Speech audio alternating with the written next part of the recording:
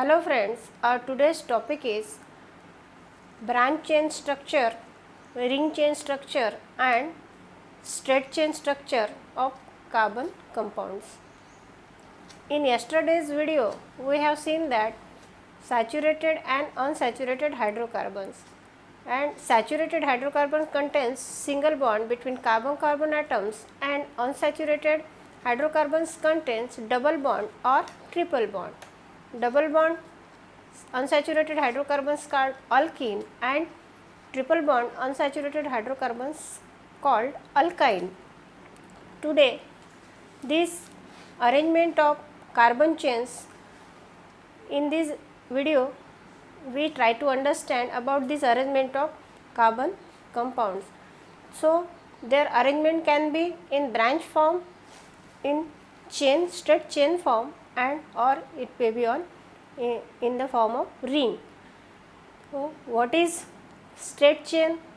Straight chain is a form that in that carbon compounds are arranged in a straight manner in a straight chain. Then branch chain. The compounds have no linear structure. The chain is branched in various ways. All carbon atoms are joined by single covalent bonds. The general formula is CnH2n plus 2. Because of this property, structural isomers are formed. For example, isopentane and neopentane. In ring structure, carbon atoms are bonded by single bond to form ring structures. For example, cyclopentane C5H10. In your textbook, table number 9.12, here a table is given for the straight chain hydrocarbon. First is methane, then ethane, then propane, butane, pentane, hexane, heptane, octane, nonane and decane. आता इथे तुम्हाला एक गोष्ट लक्षात आली असेल की हे जे मांडलेलं हे जे टेबल दिलेलं आहे इथे एक एक जो कार्बनचा ॲटम आहे तो वाढलेला आहे म्हणून याला ज्याप्रमाणे कार्बनची संख्या आहे त्याचप्रमाणे या हायड्रोकार्बन्सला नेमिंग केलेलं आहे. समजा 2 कार्बन ॲटम आहेत तर मग इथेन 5 असेल तर पेंटेन, 6 असेल तर हेक्झेन, 8 असेल तर ऑक्टेन, असे 10 पर्यंत इथे तुम्हाला दिले. याच्या पुढचे जे आहे ते समोरच्या स्टँडर्डमध्ये आहे. सध्या तुम्हाला 10 पर्यंतच्याच कंपाऊंड्सची स्टडी करायची आहे आणि 10 पर्यंतच तुमच्या टेक्स्टबुकमध्ये दिलेले आहेत. याचा हा जो टेबल आहे हा तुम्हाला परमनंटली लक्षात ठेवायचा आहे. आयदर तुम्ही पाठ करा किंवा मग याला 2-3 वेळा वाचा, कारण IUPAC नेमिंगमध्ये आपल्याला याचं काम आहेच. As a parent name carbon atoms किती प्रेझेंट आहे त्यावरूनच पॅरेंट नेमला आपण सफिक्स आणि प्रिफिक्स लावू शकतो आणि जो दिलेला आपल्याला स्ट्रक्चरल फॉर्म्युला आहे तो आपण ओळखू शकतो फंक्शनल ग्रुप. म्हणून इथे हे पाठ करणं गरजेचं आहे. Here the word structural formula is in your textbook. Now what is structural formula? Structural formula काय आहे? तर स्ट्रक्चरल फॉर्म्युला हा मॉलिक्युलर फॉर्म्युला जो आहे तो एकच असतो. समजा आता आपल्याला एक्झाम्पल घ्यायचं आहे आपण C4H10 म्हणजेच 4 म्हणजेच ब्युटेन. C4H10चा जर मॉलिक्युलर फॉर्म्युला पाहिला तर C4H10च राहील, पण त्याचा जर स्ट्रक्चर काढायचं आहे तर आपल्याला एक तर लॉंग चेन स्ट्रेट चेनच्या फॉर्ममध्ये स्ट्रक्चर काढता येईल किंवा ब्रँच चेनमध्ये स्ट्रक्चर काढता येईल. फिगरमध्ये आपण पाहत आहात एक ब्रँच चेन स्ट्रक्चर आणि एक straight chain structure of butane. मग आपल्याला याच्यावरून असं स्ट्रक्चरल फॉर्म्युलाची डेफिनेशन जर म्हटली तर असं म्हणता येईल the structural formula having the same molecular formula but the structural formula is different is called structural isomerism. Isomerism म्हणजेच मॉलिक्युलर फॉर्म्युला सेम असतो आणि त्याचं स्ट्रक्चर जे आहे ते वेगवेगळ्या प्रकारे आपल्याला काढता येते. फॉर एक्झाम्पल सायक्लोहेक्झेन जे आहे ते रिंग फॉर्ममध्ये काढता येतं. तर सायक्लोहेक्झेन म्हणजे इथे कार्बनची संख्या जी आहे ती 6 आहे आणि त्याला मग रिंग फॉर्ममध्ये आपण काढल्यामुळे त्याला सायक्लो म्हणजे सायकलच्या फॉर्ममध्ये काढलं त्याला, म्हणून आपण त्याला सायक्लोहेक्झेन असं नाव दिलं. तर हायड्रोकार्बन्सचे किंवा कार्बन कंपाऊंडचे एक तर स्ट्रेट चेन स्ट्रक्चरल फॉर्म्युला असू शकतात, ब्रांच चेन असू शकतात किंवा रिंग फॉर्ममध्ये सुद्धा असू शकतात. हा टेबल दिलेला आहे तुम्हाला 9.15 टाईप्स ऑफ हायड्रोकार्बन्स. यामध्ये स्ट्रेट चेन हायड्रोकार्बन तुम्हाला दाखवलेले आहे, ब्रांच चेन हायड्रोकार्बन दाखवलेले आहेत आणि सायक्लिक हायड्रोकार्बन दाखवलेले. सायक्लिक म्हणजे नावाप्रमाणेच त्याची अरेंजमेंट जी आहे ती सर्क्युलर आहे. स्ट्रेट चेनची आहे ती स्ट्रेट चेनमध्ये आहे आणि ब्रँचची आहे ती ब्रँचमध्ये आहे. आणि इथे याचे दोन भाग केलेले आहे, एक सॅच्युरेटेड आणि अनसॅच्युरेटेड. आपल्याला आधीच आपण हे पाहिलेलं आहे की सॅच्युरेटेड जर असेल तर त्याला AN हा सफिक्स लागतो म्हणजे अल्केन असतात. अनसॅच्युरेटेड असेल म्हणजे डबल बॉन्ड किंवा ट्रिपल बॉन्ड असेल तर डबल बॉन्ड असेल तर EN लागतो म्हणजे अल्कीन होतात आणि ट्रिपल बॉन्ड असेल तर YN लागतो. त्याच्याचप्रमाणे इथे आपल्याला या टेबलमध्ये सॅच्युरेटेडचा जो कॉलम आहे तो वेगळा दाखवलेला आहे आणि अनसॅच्युरेटेडचा वेगळा. आणि कंपॅरिझन करायला गेलं तर याच्यामध्ये AN लागलेला आहे आणि याच्यामध्ये जर तुम्ही मायन्युटली ऑब्झर्व केलं तर तो AN काढून तिथे EN आणि ज्या ठिकाणी ट्रिपल बॉन्ड आहे त्या ठिकाणी YN हा सफिक्स लागलेला आहे. आता या टेबलनंतर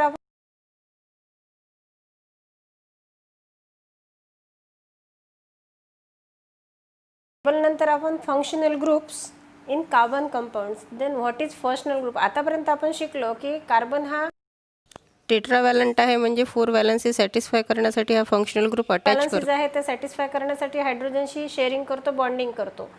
पण ज्यावेळेस या हायड्रोजनशी बॉन्डिंग तो करतो तर कधीकधी या हायड्रोजनशी बॉन्डिंग न होता त्या ठिकाणी क्लोरीन असू शकतो, ब्रोमीन असू शकतो, हॅलोजन असू शकतो, नंतर अमीन असू शकतो.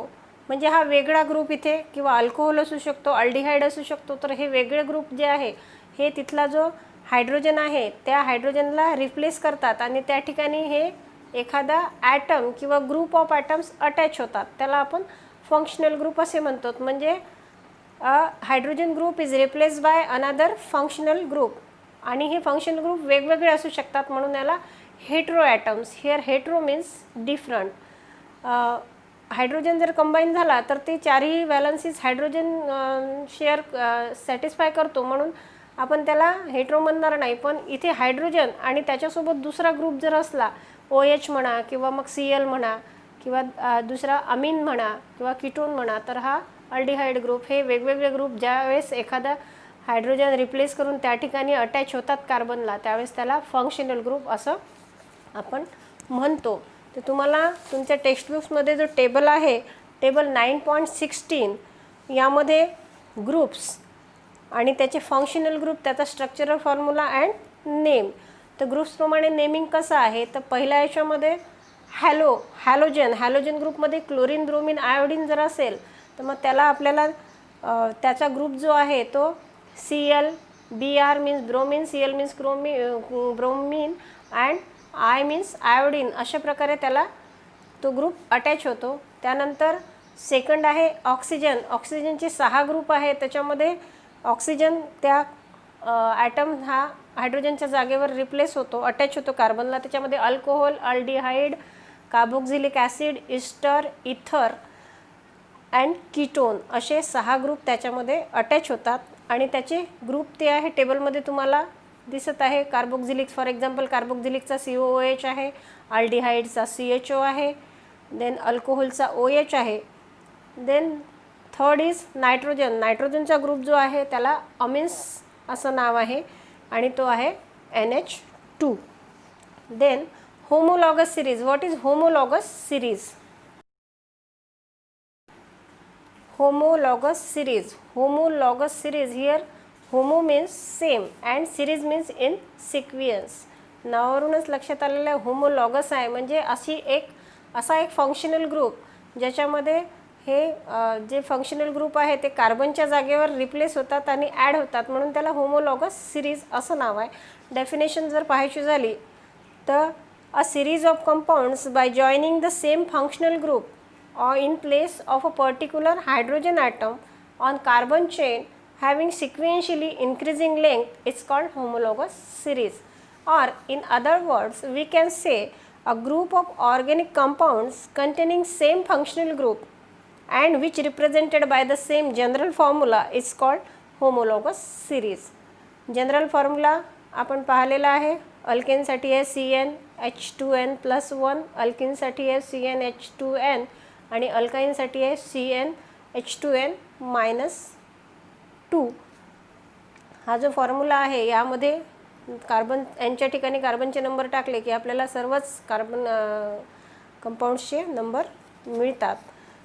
आता याचे होमोलॉगस सिरीजची कॅरेक्टरिस्टिक्स काय आहे? आता याचा जनरल फॉर्म्युला जो आहे तो सेम असतात. आताच मी जनरल फॉर्म्युले तुम्हाला सांगितले. CnH2n+n हा अल्केनचा आहे. असे जे जनरल फॉर्म्युले आहे एका सिरीजमधले जे कंपाऊंड आहे त्याचे सेम असतात आणि एका सिरीजमधले असल्यामुळे त्याचा फंक्शनल ग्रुप, फॉर एक्झाम्पल अल्डिहाइडची सिरीज असेल किंवा अल्कोहोलची सिरीज असेल तर मिथेनॉल, इथेनॉल हा जो फंक्शनल ग्रुप आहे OH हा सेम राहणार. आणि आता आपण जर समोर त्याचा नेक्स्ट जर सिरीज फॉर्म केली तर ही कशी फॉर्म होते? समजा आता CH4 आहे. CH4मध्ये जर परत CH2 ॲड केले तर आपले ॲडिशन जर केलं तर CH4 + CH2 म्हणजे इथे CC2 झाले म्हणजे आणि इथे हे आधीचे CH4मधले H4 आणि इकडचे 2 म्हणजे हे 6 झाले म्हणजे आपल्याला इथे C2H6 हा इथेनचा फॉर्म्युला मिळाला. असा आपण याच्यामध्ये आता C2H6 मिळाला. C2H6मध्ये परत आपण CH2 ॲड केले की परत आपल्याला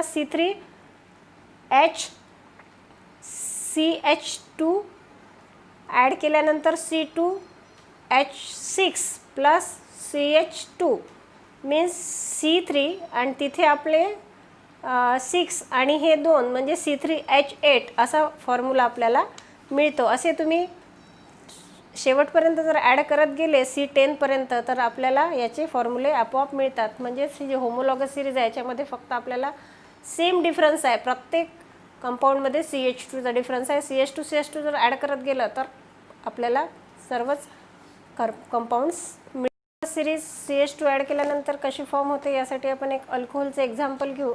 जनरल फॉर्म्युला CnH2n+1. आता यामध्ये आपण CH2 जर ॲड करत गेलो तर आपण सुरुवातीला अल्केन पाहिला. अल्केनमध्ये सगळ्यात पहिला मेंबर आपण मिथेन पाहिला. आता मिथेनला जर हा फंक्शनल ग्रुप OH ॲड केला, कारण आपण OH म्हणजेच अल्कोहोलचे एक्झाम्पल्स पाहतात, तर इथे होईल आपला CH3OH. हा एक हायड्रोजन जो आहे तो OH फंक्शनल ग्रुपने रिप्लेस केला. इथे होईल CH3OH. मग हा मिथेन आणि याला आपण OH ग्रुप अटॅच केल्यामुळे आपण याला लिहिताना OL हा सफिक्स लावतो म्हणून याला आपण म्हणू मिथेनॉल. याच नावाप्रमाणे आता परत प्रत्येक याच्यामध्ये आपण CH2 ॲड करत गेलो जनरल फॉर्म्युल्याप्रमाणे तर आपल्याला सर्वच मिळतात. आता दुसरा जो आहे तो मिथेनॉल झाल्यानंतर दुसरा इथेन आहे म्हणजे आपल्याला इथेनॉल मिळेल. इथेनॉलमध्ये परत CH2 ॲड केले तर C2H5, then 3 carbon atoms propanol. मग इथे प्रोपेनॉल मिळाला तर प्रोपेनॉलचा आपल्याला फॉर्म्युला मिळेल C3H7, then 4 carbon atom butane. Hence ब्युटेनॉलचा फॉर्म्युला मिळेल आपल्याला C4H9. अशा प्रकारे CH2 ॲड केल्यावर आपल्याला सिक्वेन्शियली हे जे कंपाऊंड्स आहेत हे मिळतात. तर याला म्हणायचं homologous series. In your text book page number 118 here complete the table. This activity is given to you. Fill the gaps in the table 9.17 ABC of homologous series. इथे तुम्हाला 3 टेबल दिलेले आहे. पहिला आहे homologous series of alkanes, second आहे homologous series of alcohols and third is homologous series of alkene. इथे तुम्हाला number of carbon atoms आणि नंबर ऑफ CH2 युनिट्स हे फिल करायचं आहे. बाकी बॉइलिंग पॉईंट जो आहे तुम्हाला तिन्ही टेबलमध्ये दिलेला आहे. आता इथे आपल्याला कार्बन ॲटम्स मोजायचे आहे आणि तो आधीचा जो टेबल पाहिला आपण की 1 असेल तर मिथेन आहे, 2 असेल तर इथेन आहे, तेच नावं आपल्याला इथे तेच लक्षात ठेवायचं आहे की हेक्झेन असेल तर कार्बन ॲटमची संख्या 6 असते, पेंटेन असेल तर 5 असते. तीच आपल्याला इथे लिहायची आहे.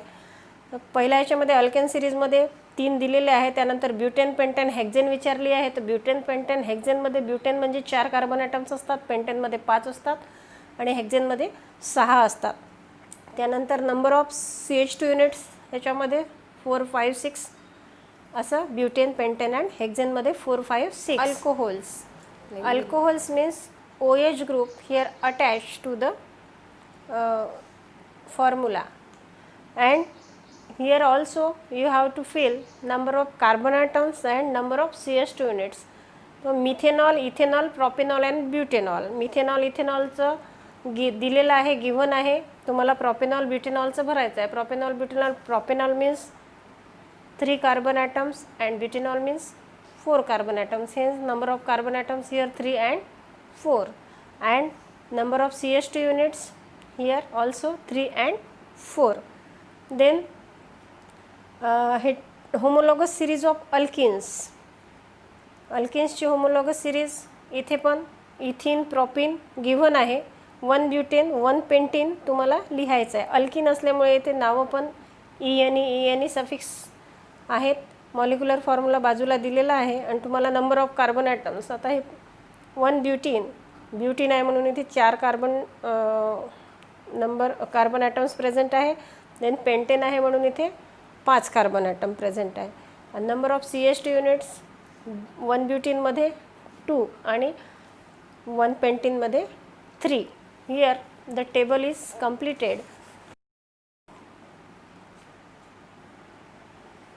नॉमेनक्लेचर सिस्टीम आपल्याला आता पाहायची आहे. सुरुवातीला कॉमन नेमिंग सिस्टीम वापरल्या गेली आणि त्यानंतर IUPAC, ज्याला काही लोक IUPAC सिस्टीम ऑफ नॉमेनक्लेचर असंही म्हणतात.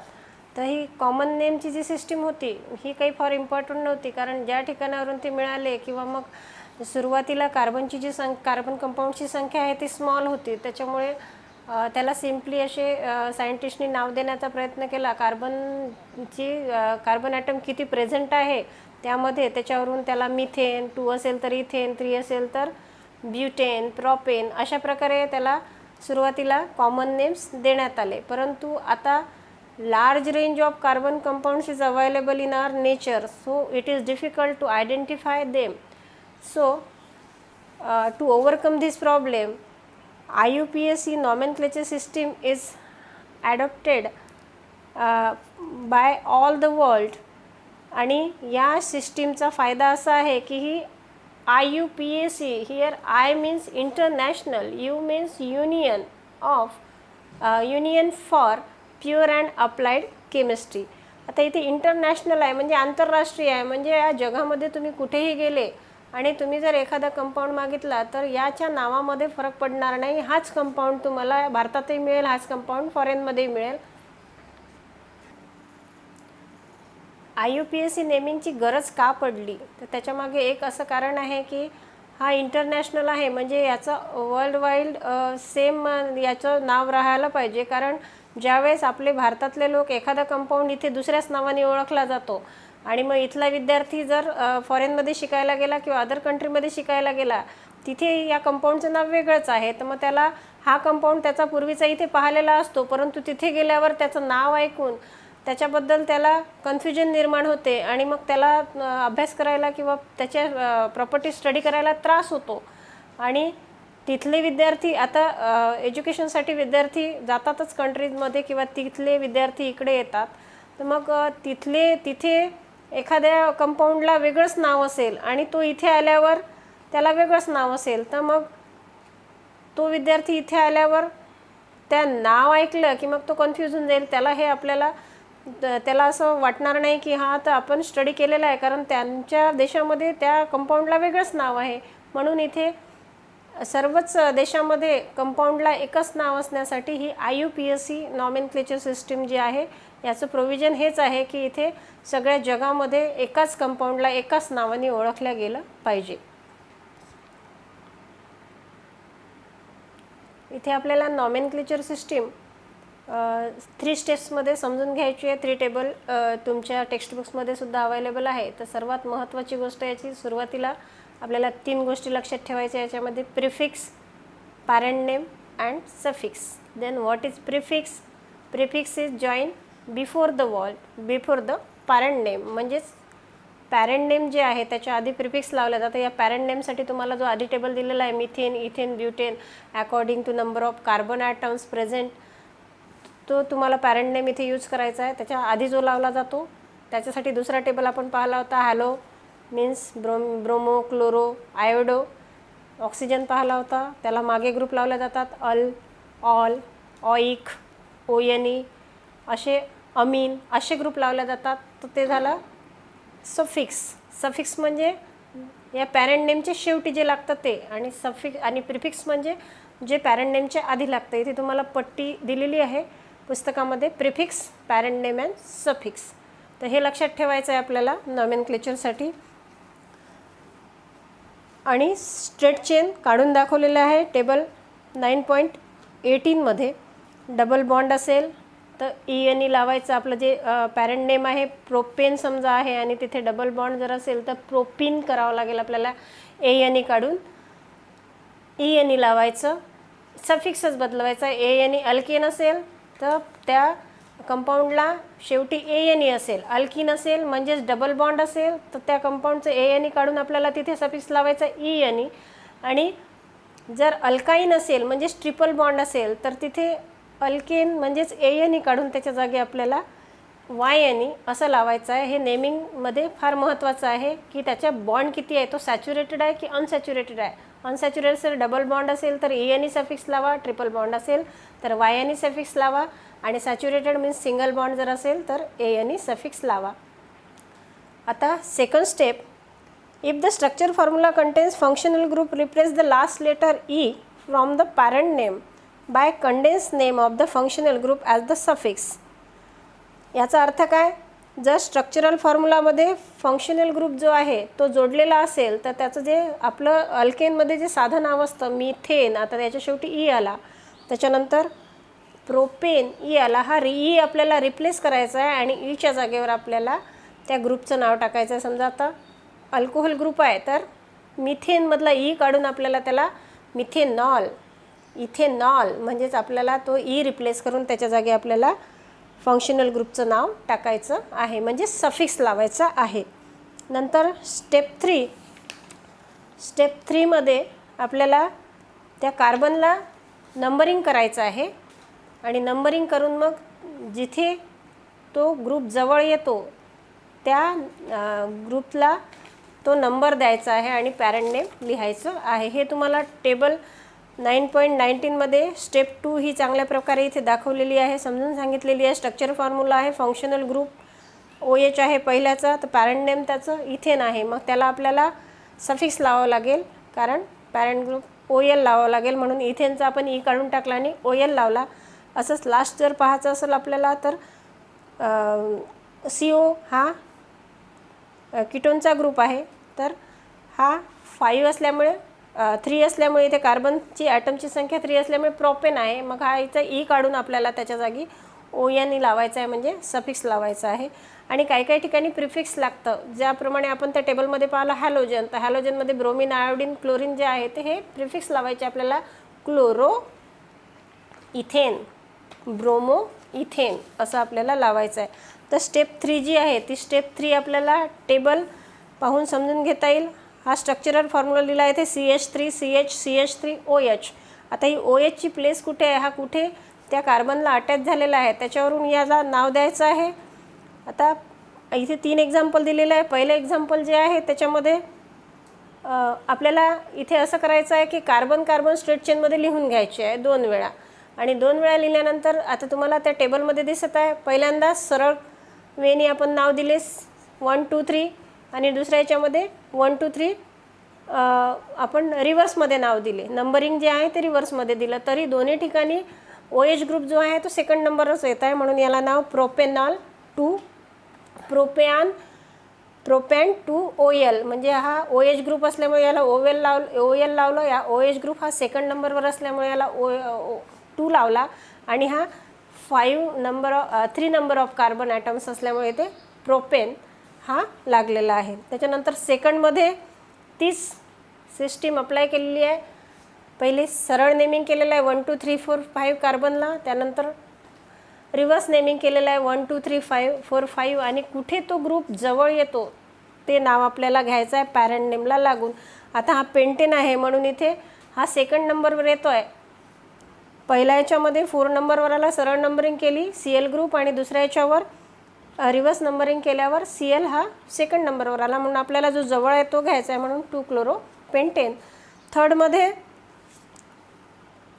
तीच सिस्टीम अप्लाय केलेली आहे 1 2 3 4 5 कार्बनला नेमिंग केलं, तिथे डबल बॉन्ड ऑक्सिजनचा सेकंड नंबरवर आला आणि इकडनं नेमिंग केल्यावर 4 नंबरवर आला. मग आपण 4 घेणार नाही, आपण नेहमी जवळचा घेतो म्हणून इथे. आणि हा पेंटॅन म्हणजे 5 कार्बन ॲटम आहे म्हणून इथे पेंटॅन 2 आणि O ग्रुप आहे म्हणून O यांनी हा कीटोन ग्रुप लावलेला आहे त्याला.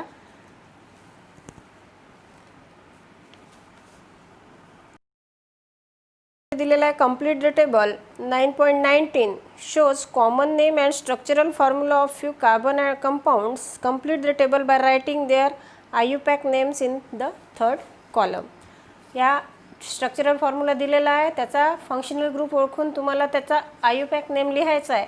Ethylene IUPAC name ethyne, then acetylene CH triple bond CH, इथे ट्रिपल बॉन्ड असल्यामुळे इथाईन आणि कार्बनची संख्या 2 आहे.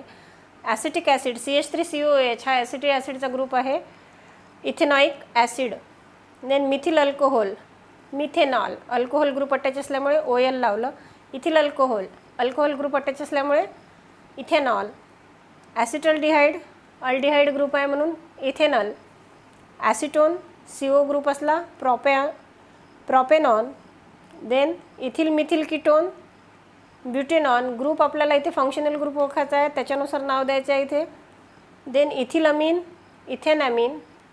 N propyl chloride 1 chloropropane. Numbering कसे द्यायचे आणि नाव कसं त्याला द्यायचं हे आपण शिकलेलो आहे आणि यावर तुम्हाला ॲक्टिव्हिटी शीटमध्ये सुद्धा 1 किंवा 2 मार्क्सचे प्रश्न विचारले जातात. Draw the structure of this or identify the name of this compound, अशा प्रकारे तुम्हाला इथे क्वेश्चन असतात. तर हे आपल्याला खूप पक्क करून ठेवायचं आहे. खूप चांगल्या प्रकारे 2-3 वेळा तुम्ही रिवाईज करा आणि नसेल समजलं तर हा टेबल पुन्हा पहा, हा व्हिडिओ पुन्हा पहा आणि हा टेबलसुद्धा 1-2 वेळा डोळ्याखालून घाला. म्हणजे हे तुम्हाला एकदा डोक्यात फिट झालं की परत तुम्हाला पुढे कधीच IUPAC नेमिंग सिस्टीममध्ये प्रॉब्लेम येणार नाही. Thanks for. आपला मीडियम जरी सेमी इंग्लिश असलं तरी आपण जर थोडं त्याचं मिनिंग मराठीमध्ये समजून घेतलं तर थोडं आपल्याला समजायला मदत होते. म्हणून याचं जे मोस्ट ऑफ द एक्सप्लेनेशन आहे ते मी मराठी इंग्लिश असं मिक्स भाषेमध्ये सांगितलेलं आहे आणि तुम्हाला सोप्यात सोपं कसं करून सांगता येईल याचा प्रयत्न मी या व्हिडिओमध्ये केलेला आहे. तुम्हाला समजणे हाच माझा या व्हिडिओचा उद्देश आहे. तुम्हाला समजलं असेल तर माझ्या व्हिडिओला लाईक करा, शेअर करा आणि माझ्या टेक विद्या चॅनल या चॅनलला सबस्क्राईब करा. माझ्या चॅनलवर तुम्हाला मराठी, इंग्लिश, मॅथमॅटिक्स, सायन्स आणि वर्ग 6वीचा मॅथमॅटिक्स याचे संपूर्ण व्हिडिओ अवेलेबल आहेत. यासोबतच हे व्हिडिओ इझी टेस्ट ॲपवर सुद्धा अवेलेबल आहेत. काय म्हटलं ऑलरेडी हा चॅप्टर खूप लेंथी असल्यामुळे याचे जे यूज युअर ब्रेन्स पॉवर्स किंवा जे काही क्वेश्चन दिलेले आहेत ते मी या व्हिडिओमध्ये ॲड केलेले नाही आणि याचा आपण सेपरेट व्हिडिओ माझ्या टेक विद्या चॅनलवर पाहू शकता. मी तो हा चॅप्टर झाल्यानंतर शेवटी अपलोड करणार आहे.